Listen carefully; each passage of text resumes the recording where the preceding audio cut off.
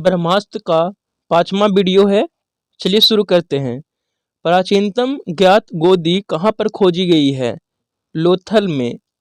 प्राचीनतम ज्ञात गोदी लोथल में खोजी गई है। लोथल वर्तमान समय में गुजरात के अहमदनगर जिले में भोगवा नदी के तट पर स्थित है। लोथल से माप तौल के पैमाने प्राप्त हुए हैं। पहले ईरान को फारस कहा जाता था। किस जिले में मोहनजोदड़ो स्थित है? लरकाना जिले में। मोहनजोदड़ो वर्तमान समय में पाकिस्तान के सिंध प्रांत के लरकाना जिले में सिंधु नदी के तट पर स्थित है। मोहनजोदड़ो की खोज 1922 ईस्वी में राखल दास बनर्जी ने किया था। मोहनजोदड़ो का अर्थ होता है मृतकों का टीला। इसे हम सिंध के नखलिस्तान के नाम से भी जानते हैं। हड़प्पा के लोगों की राज व्यवस्था जैसा कि वस्तुपरक साक्ष्य से परिणामित होता है कैसी थी? कुलीन तंत्रीय। हड़प्पा के लोगों की राज व्यवस्था जैसा कि वस्तुपरक साक्ष्य से परिणामित होता है यह कुलीन तंत्रीय थी। हड़प्पा कालीन समाज विद्वान, राजकीय अधिकारी, व्यापार एवं श्रमिक वर्ग में विभक्त था।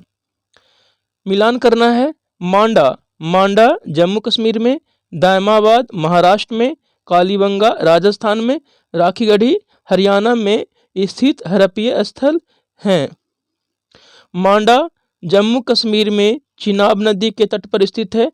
दायमाबाद महाराष्ट्र में अहमदनगर जिले में स्थित है। कालीबंगा राजस्थान के गंगानगर जिले में घग्गर नदी के तट पर स्थित है। राखीगढ़ी हरियाणा में स्थित है।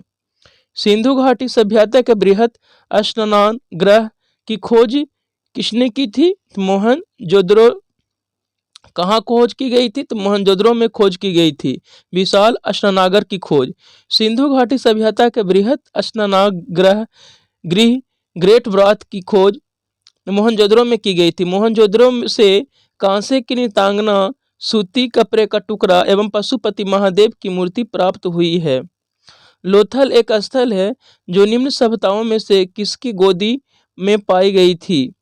तो सिंधु घाटी। सिंधु घाटी। लोथल कहाँ पाई गई थी? तो सिंधु घाटी में। नेक्स्ट प्रश्न है, लोथल सिंधु सभ्यता कालीन का बंदरगाह था। यहाँ से गोदी के साक्ष्य प्राप्त हुए हैं जो पकी हुई ईंटों की सहायता से बनी हुई है। नाव के रुकने वाले स्थान को गोदी कहा गया, डॉकयार्ड कहा गया है। मोहनजोदड़ो का स्थानीय अर्थ है मृतक मनुष्यों का टीला। मोहनजोदड़ो का स्थानीय अर्थ है मृत मनुष्यों का टीला। मोहनजोदड़ो को हम सिंध के नखलिस्तान के नाम से भी जानते हैं। मोहनजोदड़ो की खोज 1922 में राखल दास बनर्जी ने किया था। हड़प्पाई सीलों के सर्वाधिक प्रचलित प्रकार कौन है? कौन है? चौकोर।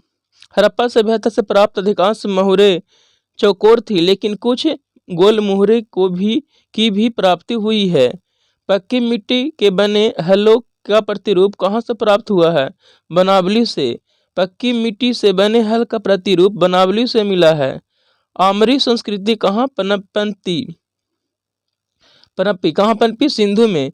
सिंधु घाटी के निचले मैदान में आमरी से मकानों के अवशेष मिले हैं जहां लोग पत्थर और मिट्टी के ईंटों के मकान में रहते थे। कौन सी फसल हड़प्पा संस्कृति के लोगों को अज्ञात प्रतीत होती है? रागी। सिंधु सभ्यता के लोगों की मुख्य फसल गेहूं, जौ, चावल, तिल आदि थी। हड़प्पा संस्कृति की बहुसंख्यक मुहरें निर्मित है सेलखड़ी से। हड़प्पा संस्कृति की अधिकांश मुहरें सेलखड़ी की बनी होती हैं। ये चौकोर होती थी, लेकिन कुछ मुहरें गोल भी पाई गई है। मिलान करना है। हड़प्पा सभ्यता से मिला है कब्रिस्तान, लोथल से गोदी यानी डॉकयार्ड, कालीबंगा से जूता हुआ खेत और मोहनजोदड़ो से नर्तकी आकृति की मूर्ति मिली है कांस की बनी हुई। चलिए नेक्स्ट प्रश्न है, देशांतर को पार करने में दो स्थानीय समय के बीच क्या अंतर होता है? तो 1 डिग्री देशांतर को पार करने में 4 मिनट का समय लगता है। 1 डिग्री देशांतर को पार करने में 4 मिनट का समय लगता है। बिना उपग्रह वाले ग्रह हैं बुध और शुक्र बिना उपग्रह वाला ग्रह हैं। बुध और शुक्र के कोई उपग्रह नहीं है। बृहस्पति के उपग्रहों की संख्या सर्वाधिक 67 है। पृथ्वी के एकमात्र उपग्रह चंद्रमा है। फोबोस एवं डिमोस मंगल के 2 उपग्रह हैं। वे कौन से ग्रह हैं जिनके चारों ओर परिक्रमा करने वाले उपग्रह नहीं हैं? बुध और शुक्र। बुध और शुक्र के कोई भी उपग्रह नहीं है। बुध और शुक्र के को चारों ओर परिक्रमा करने वाला कोई उपग्रह नहीं है। कौन सा ग्रह सबसे कम तीव्रता से चलता है? कौन चलता है? तो शनि। सबसे कम तीव्रता से चलने वाला ग्रह सूर्य के चारों ओर शनि है। सबसे तीव्र गति से चलने वाला ग्रह कौन है? तो बुध है। सौर मंडल का सबसे बड़ा ग्रह कौन है? सौर मंडल का सबसे बड़ा ग्रह बृहस्पति है। सौर मंडल का सबसे बड़ा ग्रह बृहस्पति है। सौर मंडल का सबसे छोटा ग्रह बुध है। सूर्य से बढ़ते दूर के अनुसार बुध का प्रथम स्थान है। पृथ्वी के सबसे निकट का ग्रह शुक्र है। सी ऑफ ट्रैंक्विलिटी स्थित है, चंद्रमा पर स्थित है। सी ऑफ ट्रैंक्विलिटी चंद्रमा पर स्थित एक सागर का नाम है। चंद्रमा पर सबसे ऊंचा स्थान लीवंट पर्वत है जो चंद्रमा के दक्षिणी ध्रुव पर स्थित है। चंद्रमा के अध्ययन को सेलेनोलॉजी कहा जाता है। सौर मंडल में कौन सा अत्यधिक तीव्र ग्रह है? कौन है? तो बुध। बुध ग्रह सूर्य का चक्कर लगाने में सबसे कम समय लेता है, मात्र 88 दिन। नेक्स्ट प्रश्न है, सूर्य से सर्वाधिक दूर स्थित है प्लूटो। 24 अगस्त 2006 को प्राग अंतर्राष्ट्रीय सम्मेलन में ग्रहों की नवीन परिभाषा तय की गई। प्लूटो ग्रहों की नवीन परिभाषा पर पूर्णतः खरा नहीं उतरा था, अतः प्लूटो ग्रह के दर्जा समाप्त कर दिया गया। अब सूर्य से सर्वाधिक दूरस्थ ग्रह वरुण नेपच्यून है। वह आकाशीय पिंड जो पृथ्वी के निकटतम है वो कौन है? चंद्रमा। चंद्रमा एक आकाशीय पिंड है जो हमें सामान्यतः रात्रि में दिखाई देता है। यह पृथ्वी के सबसे निकटतम आकाशीय पिंड है। यह पृथ्वी का एकमात्र उपग्रह है जो पृथ्वी से 3,84,365 किलोमीटर दूर स्थित है। चंद्रमा पर दिन का तापमान 100 डिग्री सेल्सियस एवं रात का तापमान -180 डिग्री सेल्सियस होता है। चंद्रमा पर गुरुत्वाकर्षण का मान पृथ्वी के गुरुत्वाकर्षण के मान का 1/6 भाग होता है। कम गुरुत्वाकर्षण के कारण चंद्रमा पर वायुमंडल का अभाव है। इसकी परिक्रमण एवं घूर्णन अवधि एक ही है, 27 दिन। इसका अपना प्रकाश नहीं है, यह सूर्य के प्रकाश से प्रकाशित होता है। सूर्य के समीपतम ग्रह कौन है? तो कौन है? बुध। सूर्य के समीपतम ग्रह बुध हैं। इसके बाद शुक्र, बुध, मंगल, बृहस्पति, शनि, अरुण, वरुण का स्थान आता है। रात्रि के समय आकाश में कौन सा ग्रह दिखाई देता है? तो मंगल दिखाई देता है। मंगल ग्रह रात्रि के समय लाल दिखाई देता है। मंगल को लाल ग्रह भी कहा जाता है। इसका रंग लाल आयरन ऑक्साइड के कारण है। इसरो 5 नवंबर 2013 को मंगलयान को मंगल पर भेजा, जिसे मॉम मार्स ऑर्बिट मिशन कहा जाता है। कौन सा ग्रह अपनी धुरी पर घूमते हुए सबसे कम समय में चक्कर पूरा करता है? तो वो कौन है? बृहस्पति। बृहस्पति 10 घंटे 14 मिनट में अपनी धुरी पर घूमते हुए सबसे कम चक्कर पूरा करता है, जबकि मंगल को 24 घंटा 37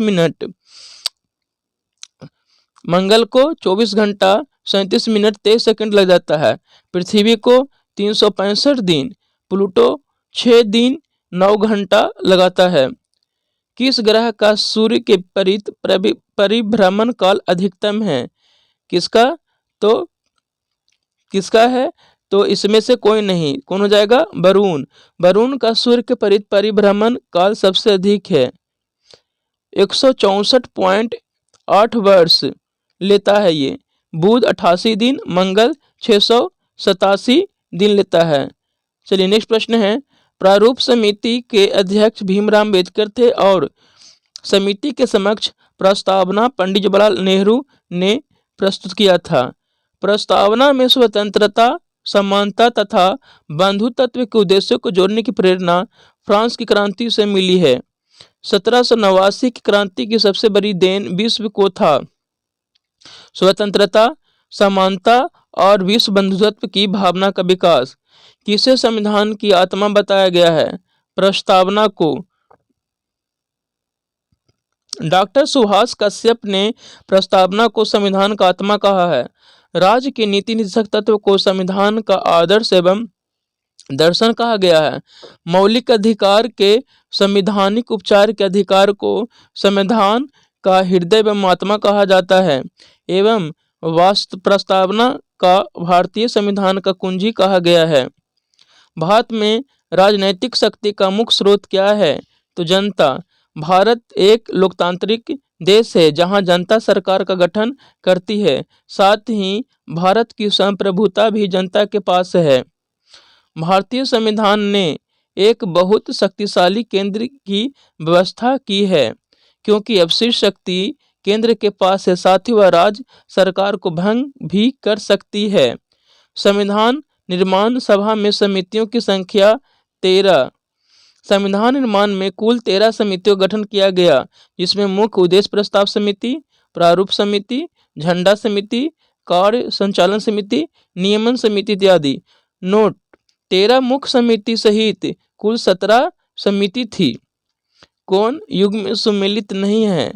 आनंदपुर साहब प्रस्ताव। राज्य संघ संबंध में डॉक्टर राजेंद्र प्रसाद संविधान सभा के अध्यक्ष थे। अनिवार्य एवं निःशुल्क शिक्षा का अधिकार, ये 50वां संविधान संशोधन में नहीं आया। यह 86वां संविधान संशोधन 2002 के द्वारा शिक्षा के अधिकार को मौलिक अधिकार में शामिल किया गया। वर्तमान में यह अनुच्छेद 21 के क्रम में है। 21 के क्रम में है।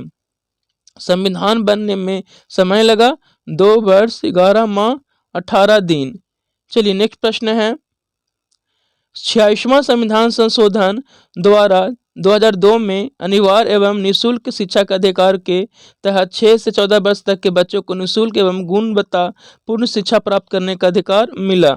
भारतीय संविधान की उद्देश्य का प्रस्तावना को संप्रभु लोकतांत्रिक गणराज्य की जन्म कुंडली किसने कहा? तो के मुंशी ने। संविधान की प्रस्तावना को भारतीय संविधान का कुंजी भी कहा जाता है। इसे ही कन्हैया लाल मानिकलाल मुंशी ने भारत के संप्रभु लोकतांत्रिक गणराज्य की जन्म कुंडली कहा है। भारतीय संविधान निर्माताओं ने विधि के शासन के तत्व को कहाँ से लिया है? तो याद रखिएगा, ग्रेट ब्रिटेन के संविधान से लिया है। ब्रिटेन के संविधान से एकल नागरिकता, विधि का शासन। अमेरिका से मौलिक अधिकार, न्यायिक पुनर्विलोकन लिया गया है। ऑस्ट्रेलिया के संविधान से याद रखिएगा लिया गया है समवर्ती सूची। इंग्लैंड के संविधान से संसदीय प्रणाली। कनाडा के संविधान से संघीय व्यवस्था। और याद रखिएगा ऑस्ट्रेलिया के संविधान से समवर्ती सूची लिया गया है। कहाँ से? ऑस्ट्रेलिया के संविधान से समवर्ती सूची। मूल अधिकार कहाँ के संविधान से? तो अमेरिका के संविधान से। संसदीय व्यवस्था ब्रिटेन के संविधान से। नीति निदेशक तत्व आयरलैंड के संविधान से। संविधान संशोधन प्रक्रिया दक्षिण अफ्रीका के संविधान से। संविधान संशोधन अनुच्छेद 368 में इसका उल्लेख किया गया है और संविधान के भाग 20 में संविधान संशोधन का उल्लेख किया गया है। मूल अधिकार संयुक्त राज्य अमेरिका से। मूल अधिकार भाग संविधान के भाग 3 में है, अनुच्छेद 12 से 35। संसदीय व्यवस्था ब्रिटेन से, भाग 5 में है। नीति निदेशक तत्व आयरलैंड के संविधान से, भाग 4 में है, अनुच्छेद 36 से 51 में। संविधान संशोधन की प्रक्रिया दक्षिण अफ्रीका के संविधान से, भाग 20 में है, अनुच्छेद 368 में इसका उल्लेख किया गया है। राष्ट्रीय गीत वंदे मातरम राष्ट्रीय गीत है। राष्ट्रीय गान जन गण मन। राष्ट्रीय प्रतीक अशोक का सारनाथ सिंह लाट और राष्ट्रीय नारा सत्यमेव जयते हैं। राष्ट्रीय गीत वंदे मातरम जो आनंद मठ से लिया गया है। राष्ट्रीय गान रविन्द्रनाथ टैगोर के द्वारा लिखा गया है, जो डाकघर पुस्तक में प्रकाशित हुआ था। राष्ट्रीय प्रतीक अशोक स्तंभ जो सारनाथ से लिया गया है। राष्ट्रीय नारा सत्यमेव जयते मुंडकोपनिषद से लिया गया है। कहाँ से लिया गया है? मुंडकोपनिषद से लिया गया है। वातावरण में सर्वाधिक मात्रा में पाए जाने वाली गैस कौन है? तो कौन है? नाइट्रोजन। वातावरण में सर्वाधिक मात्रा में पाए जाने वाली गैस नाइट्रोजन है। नाइट्रोजन का सबसे प्रमुख व्यापारिक उपयोग अमोनिया के उत्पादन में होता है। नाइट्रोजन विद्युत बल्बों में तथा उच्च ताप मापने वाली तापमापी में भरने के काम आता है। कृत्रिम गर्भाधान के लिए बैल के वीर्य को द्रव नाइट्रोजन में रखा जाता है। लोहे के पाइप को संरक्षण से बचाने के लिए उस पर जस्ते की परतें चढ़ाई जाती है। इस प्रक्रिया को गैल्वेनीकरण गैल्वेनाइजेशन कहते हैं। लोहे के पाइप को संरक्षण से बचाने के लिए उस पर जस्ते की परत चढ़ाई जाती है। इस प्रक्रिया को गैल्वेनीकरण या जस्तीकरण कहते हैं। विद्युत लेपन इलेक्ट्रोप्लेटिंग निम्न कोटि के धातु को सुरक्षित रखने या उसको आकर्षक बनाने के लिए एक उच्च कोटि की धातु की पतली परत चढ़ाने की क्रिया को विद्युत लेपन कहते हैं। बलनीकरण बल्कनीकरण बल्केनाइजेशन प्राकृतिक रबर में सल्फर मिश्रित करने की प्रक्रिया बाल्कनीकरण कहलाती है। पशुओं के हड्डियों तथा दांतों में मुख्य रासायनिक पदार्थ कौन है? Calcium sulphate. कैल्शियम सल्फेट पशुओं के हड्डियों तथा दांतों में मुख्य रासायनिक पदार्थ कैल्शियम फॉस्फेट होता है। रासायनिक रूप से शुष्क हिम ड्राई आइस कौन है? ठोस कार्बन डाइऑक्साइड को ड्राई आइस कहा जाता है। नेक्स्ट प्रश्न है, उत्प्रेरक वह पदार्थ है जो रासायनिक अभिक्रियाओं की चाल को बढ़ा देता है लेकिन रासायनिक क्रिया में भाग नहीं लेता है। उत्प्रेरक जो रासायनिक अभिक्रियाओं की चाल को बढ़ा देता है। कार्बन की न्यूनतम मात्रा होती है किसमें? तो पिटवा लोहा में कार्बन की न्यूनतम मात्रा होती है। कार्बन की न्यूनतम मात्रा पिटवा लोहा में होता है। इसमें 0.12 से 0.25% होता है। इस्पात यह लोहा और कार्बन का एक मिश्र धातु है। इसमें कार्बन के मात्रा 0.25 से 1.5% होता है। ढालवा लोहा कास्ट आयरन इसमें कार्बन की मात्रा 2.5% होता है। इसी कारण यह कठोर एवं भंगुर होता है। कोयले की खानों में कार्बनिक तत्व के सड़ने से बनने वाला मार्स गैस कौन है? तो मीथेन है। कोयले की खानों में कार्बनिक तत्व से सड़ने से बनने वाला मार्स गैस मीथेन है। मीथेन को मार्स गैस भी कहा जाता है। बैटरियों में इस्तेमाल होने वाला अम्ल कौन है? सल्फ्यूरिक अम्ल। बैटरियों में इस्तेमाल होने वाला अम्ल सल्फ्यूरिक अम्ल H2SO4 है। एस्टिक अम्ल सिरका में पाया जाता है। सिरका की प्रकृति अम्लीय है क्योंकि इसमें होता है, क्या होता है? एस्टिक अम्ल होता है। सिरका की प्रकृति अम्लीय है क्योंकि इसमें एस्टिक अम्ल होता है। नींबू तथा संतरा में पाए जाने वाला अम्ल कौन है? तो सिट्रिक अम्ल। नींबू तथा संतरे में साइट्रिक अम्ल पाया जाता है। नेक्स्ट प्रश्न है, भूमि अपरदन की रोकथाम संभव है? तो भूमि अपरदन की रोकथाम किसके द्वारा संभव है? बिना पुनः वन रोपण एफोरेस्टेशन के द्वारा भूमि अपरदन को रोका जा सकता है। पुनः वन रोपण से भूमि अपरदन सॉइल एरोजन की रोकथाम की जाती है। डार्विन का सिद्धांत था प्राकृतिक चयनवाद नेचुरल सिलेक्शन। डार्विन का सिद्धांत था प्राकृतिक चयन नेचुरल सिलेक्शन के सिद्धांत का प्रतिपादन डार्विन के द्वारा किया गया। योग्यतम की उत्तरजीविता सर्वाइवल ऑफ द फिटेस्ट का प्राकृतिक चयन नेचुरल दोनों ही एक ही सिद्धांत है। आर्कियोप्टेरिक्स किनका संयोजक था? सरीसृपों व पक्षियों का। सूर्य के प्रकाश से पराबैंगनी की क्रिया से क्या उत्पन्न होता है? Ozone O3। ओजोन संरक्षण दिवस 16 सितंबर को मनाया जाता है। वन पारिस्थितिकी तंत्र फॉरेस्ट इकोसिस्टम में हरे पौधे होते हैं, उत्पादक प्रोड्यूसर होते हैं। वन पारिस्थितिकी तंत्र में हरे पौधे उत्पादक प्रोड्यूसर होते हैं। वैसा उपभोक्ता जो उत्पादक से सीधे भोजन प्राप्त करता है मूल या प्राथमिक उपभोक्ता कहलाता है। घास खाने वाले जानवर बकरी खरगोश गाय हिरन इत्यादि ये प्राइमरी कंज्यूमर हैं। प्राइमरी कंज्यूमर शाकाहारी होते हैं। मृत उत्पाद एवं उपभोक्ता को सर्व पदार्थों में अपघटित करने वाले जीव को अपघटक डिकम्पोजर कहते हैं। बैक्टीरिया वायरस फंगी डिकम्पोजर होते हैं। जीवों तथा वातावरण के परस्पर संबंधों का अध्ययन इकोलॉजी कहलाता है। क्या कहलाता है? इकोलॉजी कहलाता है। चलिए नेक्स्ट प्रश्न है, जीवों तथा वातावरण के परस्परी संबंधों का अध्ययन को क्या कहते हैं? इकोलॉजी कहते हैं। किसी क्षेत्र विशेष के जैविक घटक एवं अजैविक घटक के संबंध को इकोतंत्र कहा जाता है। बायोटिक फैक्टर के अंतर्गत जीव जंतु एवं पेड़ पौधे आते हैं। ये बायोटिक फैक्टर के अंतर्गत सूर्य, ताप, जल, वायु, प्रकाश इत्यादि आता है।